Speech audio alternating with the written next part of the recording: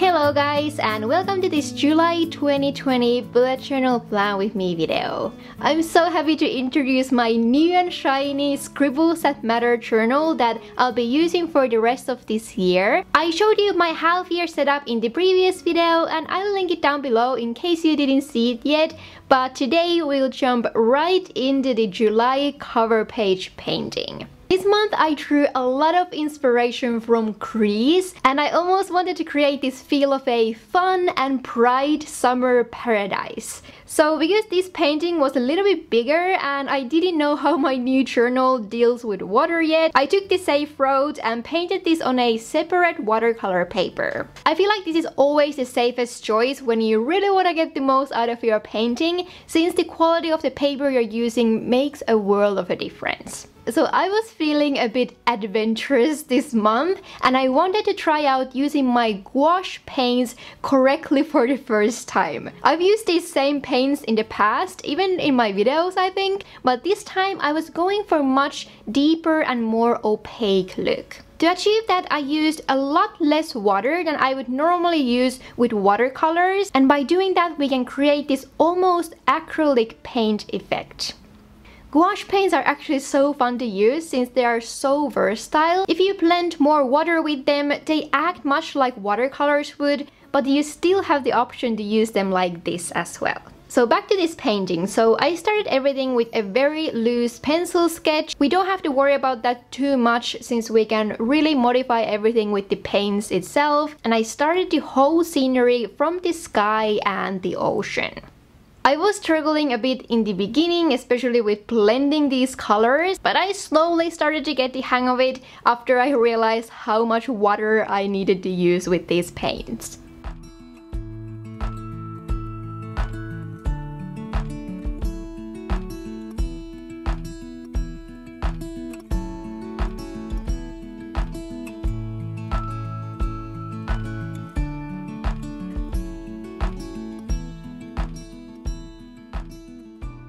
I wanted this whole painting to be very bold and colorful, but then balance it out with these completely white houses in the middle, much like in all of those pretty travel photos from Greece.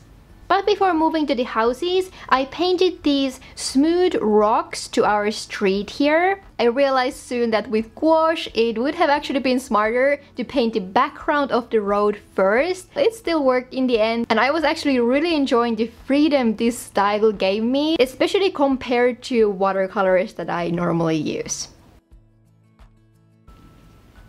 So then I slowly started to move on to the houses, and even though they are meant to look white, I still added some light grayish brown to them just to add some shading. I also mixed in some blue, especially to the houses further away, because I thought the ocean would probably reflect that tone to them in real life. But after I had these first background shapes ready, I slowly started to add details on top of everything. You can actually get a pretty opaque layer from the paints and add some light details even on top of these darker backgrounds.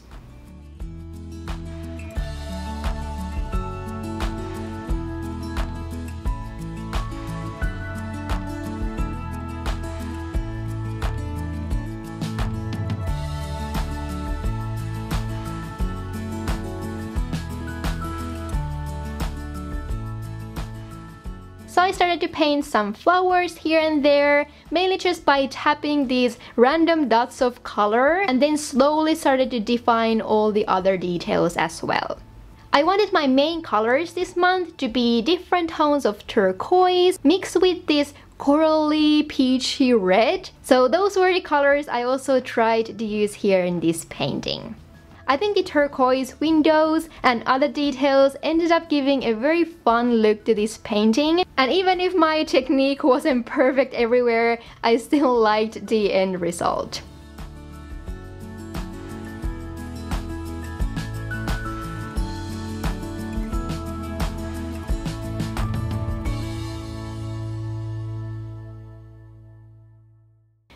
So this took me hours in real life, mainly because of all the small details, but also due to my inexperience with this technique. You could actually go on and on with a painting like this, especially because with gouache, you can paint everything as many times as you want.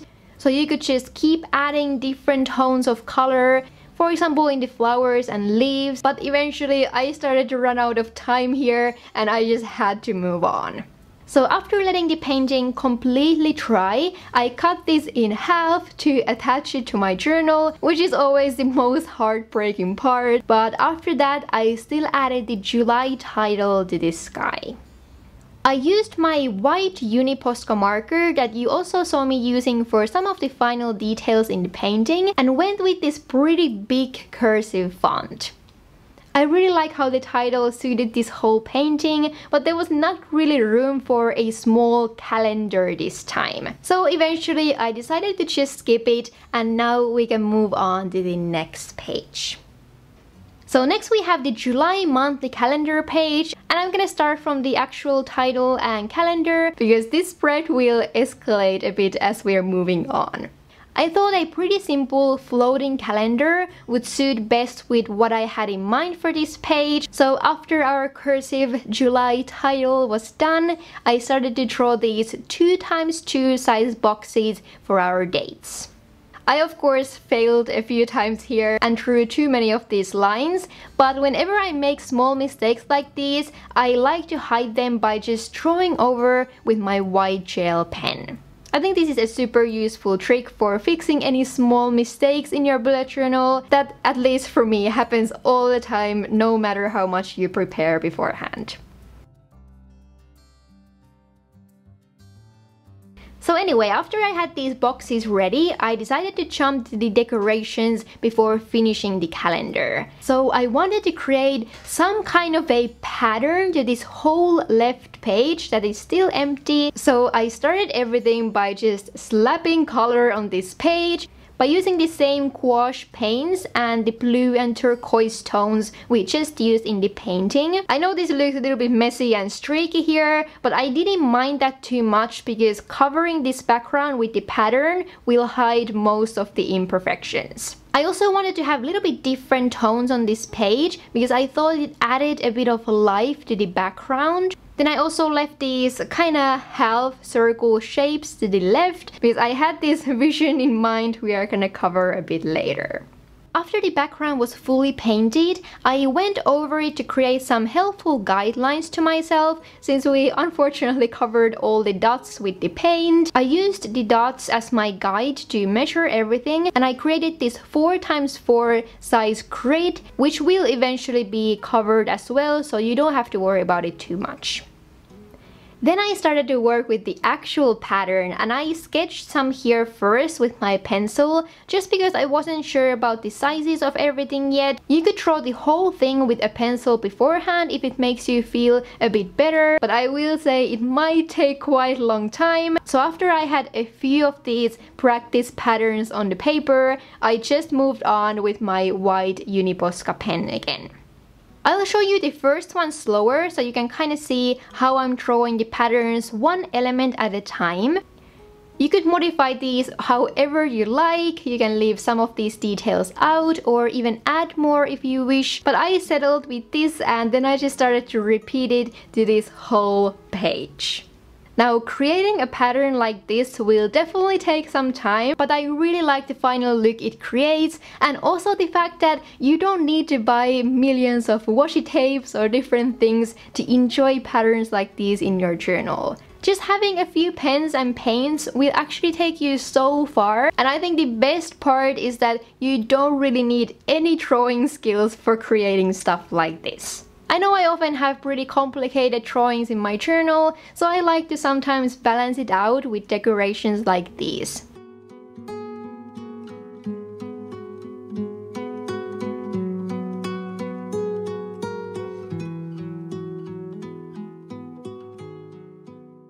This looks so much more fun in fast speed, but anyway, when the whole page was finally covered in this pattern, I was really struggling what to do next. Sometimes I wish you guys were here with me to tell me that nope, that's a bad idea, don't do it. But now I kinda ended up going with my bad idea anyway. So basically I took this huge risk and decided to cut this small kinda window or cut page thingy. And I guess my idea was just to create a little bit more unique look to both of these pages. Right after removing this piece, I was like, oh my god, what I have done, but I was determined to make this work somehow. So you can see me tracing the same shape to the calendar page, and then I colored these corners with the same reddish coral that I used in the flowers in the painting.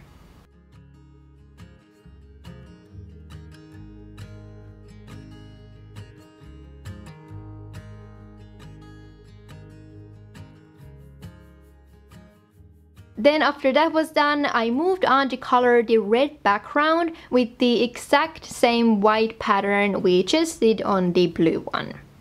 I kinda wish I had gone with the blue here as well, because this pattern on a red background started to awfully remind me of a Christmas pattern, and after realizing that, I just couldn't unsee it anymore. To clean the edges, I used my white marker again, and then I even added this kind of shadow thingy with my brush pen, and eventually I liked the effect this whole thing added to the painting side. The red pattern peeking through on the other side looked kind of cool, but then when you flip this one over, I didn't like how the calendar page ended up looking. I tried to return a more summery look to this page with this orangey brush pen color, but I don't know if it did much. I guess the lesson here is that sometimes you have to get your crazy ideas out, even if you don't succeed every time, because in the end of the day, it doesn't really matter. What matters is that you actually tried and challenged yourself with something new. But I feel like we spent an eternity on these two spreads, so let's finally move on to the rest of this layout. So next here we have more of a planning spread. I've had these quarter planning spreads this year, and in July it's time for the third quarter planning section. I don't know about you guys, but setting up this page made me sweat a little bit. Like, are we actually entering the third quarter of this year? I cannot wrap my head around that. But anyway, the point of this section is to look at your yearly goals and then see which one of those you could probably tackle in the next 3 months. I think a 3-month period is sometimes better than only thinking ahead 1 month, because sometimes life happens and 1 month is nowhere near enough time for something new to happen or change. I also like to set up this very general monthly action step list here, just to kind of spend a little bit time planning for the future. These actions don't have to happen exactly as I planned them here, but at least it will give you some guidelines or time frame moving forward. Then the last little section I set up here was 3 habits I need to change in the next 3 months, and I think especially this will be really useful. But after this overall planning page, I also wanted to set up a small planning section just for this next month. And I usually like to start that by writing down my overall expectations. I've noticed that by doing this for some time now, I've started to have much more realistic expectations, and instead of trying to get from 0 to perfect in 1 month, I've started to develop the mindset of getting something 1% better in long term. After that, I set a small content list that I personally use for any Instagram or YouTube posting stuff. You could use this space for anything you personally need if social media posting is not your priority. And the last box of this page will be for my 15th check-in, where I just write where I'm at in the middle point of the month. This is just a great way to get yourself back together if that's what you happen to need. So this was all the functional stuff for this spread, and now I wanted to create these painted borders around everything. I used washi tape to cover the middle sections, and this also helps to create very clean lines to the edges. In my opinion, washi tapes works better compared to normal tape because it doesn't rip the paper that easily. So anyway, I decided to go with another crease-inspired city view of some sort that would kind of match with the cover page painting. I was actually super inspired by Hannah Maria Plants on Instagram, and she just started a YouTube channel as well, which is amazing. She always creates these beautiful painting layouts, so definitely go check her out if this is something you like. But anyway, I didn't want to use too much time here, so my goal was to keep everything pretty quick and simple. I started by creating the ocean and the sky, and then I wanted to make these small houses in the middle. The first layers were a little bit streaky, so I had to cover some areas a few times, but at least my journal could take the water surprisingly well. You don't need to use as much water with gouache paints, so I think it might even be a better option for journal layouts like these compared to watercolors. But anyway, so after adding just some quick layers of paint to the sky and the water, I used some lighter white and gray tones to paint the houses.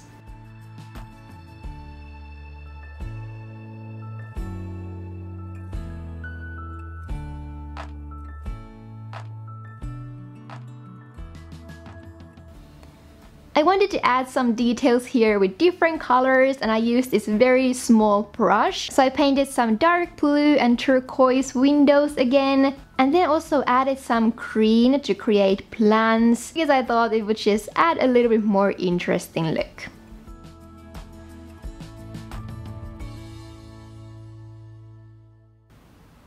I think changing the tones of your colors a bit is a good idea, and it always makes everything look a bit more versatile.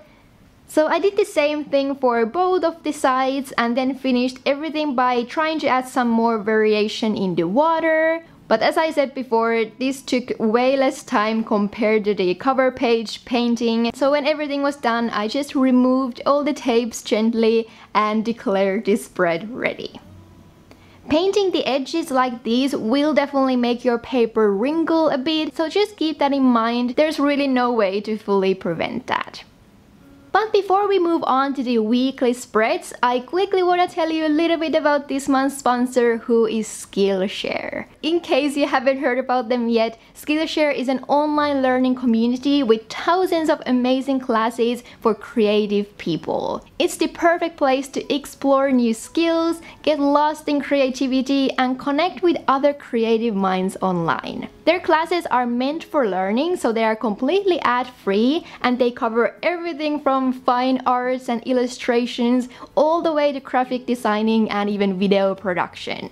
I recently took this class called Beyond Watercolors, Learn to Paint with Gouache, which is taught by Leah Goren, and it was exactly what I needed to get started with gouache painting. This class highlighted the difference between gouache and other mediums very well, so if this is something you've been thinking to explore as well, I highly recommend taking this class. With an annual subscription, Skillshare is less than $10 per month, but now they are offering the first 1,000 of my subscribers to click the link in the description a 2-month free trial of premium membership that allows you to freely explore your creativity. All the information is in the description bar, and once again, thank you so much for Skillshare for supporting my channel. It's always such a pleasure to work with them. But now let's jump to the final pages of this monthly setup, starting from the first weekly spread. So this time my goal was to pack as much useful stuff on these weekly pages as possible, because they are the ones I mostly use when I'm using my bullet journal. So I started from the top of this first page, and since I happen to own 2 of these Uni Posca markers that really suited the color story of this month, I decided to try out using them in the title backgrounds. There won't be any bigger decorations on this spread, so I thought just adding some brighter colors will be enough. So I made all of these little sections everywhere that you could change up and use for anything you need in your life. I did a small weekly plan section at the top, and then all the daily task lists will go to the middle of the page. One thing I noticed about using the Uni Posca pens was that they needed a little bit more time to dry, but when they did, they created this beautiful kind of opaque look that was slightly different from the normal brush pen look that I'm used to. I kind of like this look and will probably try to incorporate them in the future as well. At the bottom of this first page, I wanted to create this section for my weekly non-negotiable tasks and then the tasks for extra credit. I just felt like I needed something like this to help me prioritize my time better and truly pay attention to only a few important things that absolutely need to get done on one week.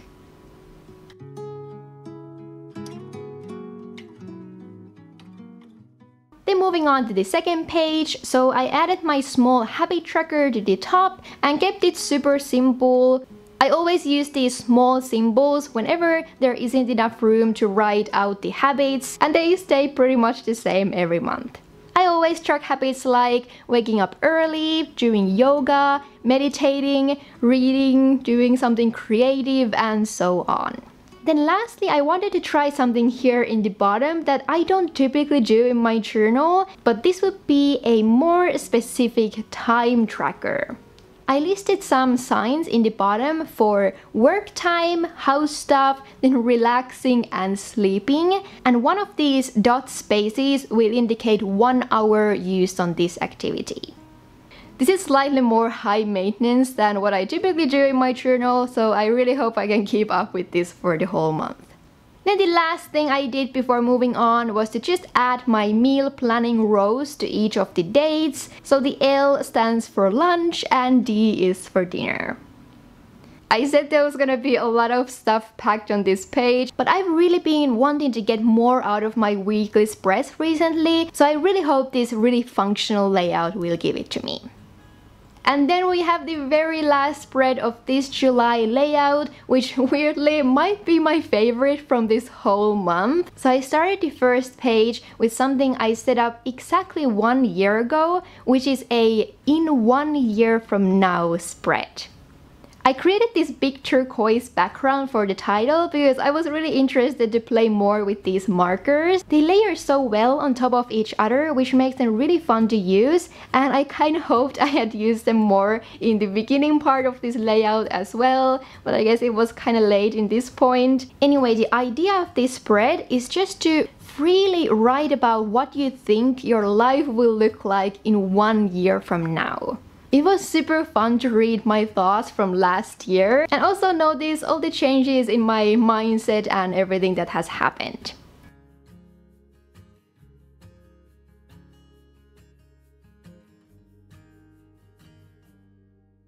Then next to this one, I set up my actual July review page, which I will fill as the last step of this monthly layout. I really like to use this kind of grading system where I grade all these different areas of my life from 1 to 10. And when you do this a few months in a row, it's super fun to start to compare them and start to realize some bigger patterns in your life. Then I left some room for the monthly successes and challenges before finishing this spread with a fun, colorful pattern in the bottom. I used the same pattern as I did on the monthly calendar page just to tie everything together, but this time I used the Uni Posca markers in the background instead of my gouache paints.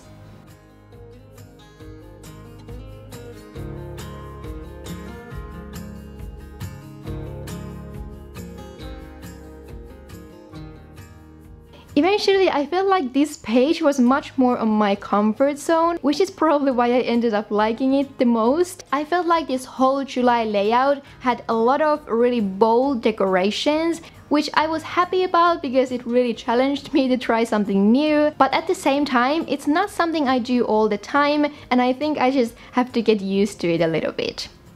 But anyway, I really hope you got at least some new ideas out of this monthly planning session. If this was your first time here on my channel and you would like to stay tuned for the future journaling, subscribing is always highly appreciated. But yeah, I guess maybe next month I should do something more simple to kind of balance things out. I know I've done these super complex decorations the past months, but that's in the future, and this is all for this time. Thank you guys so much for watching. I really hope you're having an amazing day or night wherever you are, and see you in my next one.